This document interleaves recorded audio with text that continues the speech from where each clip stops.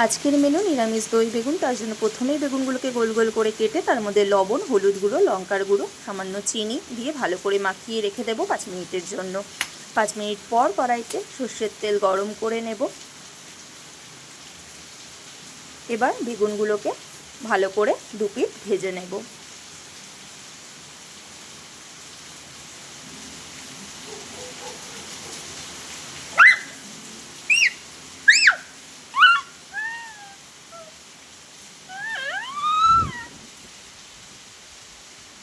ভালো করে ভাজা হয়ে গেছে 2 পিঠই।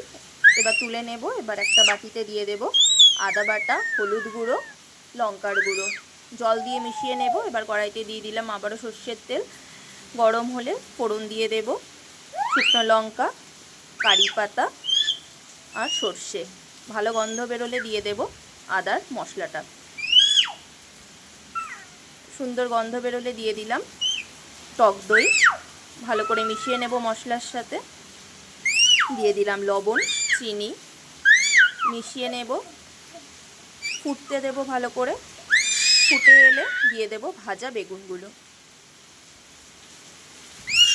ভাজা বেগুনগুলো ভালো করে ডুবিয়ে দেব দইয়ের কারিতে, যাতে 2 পিঠই ভালো করে ডুবে যায়।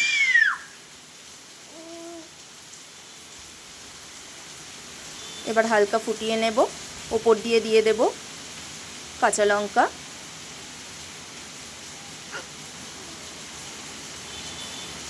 দিয়ে দিলাম গরম মশলা গুঁড়ো, দিয়ে দিচ্ছি ধনে পাতা।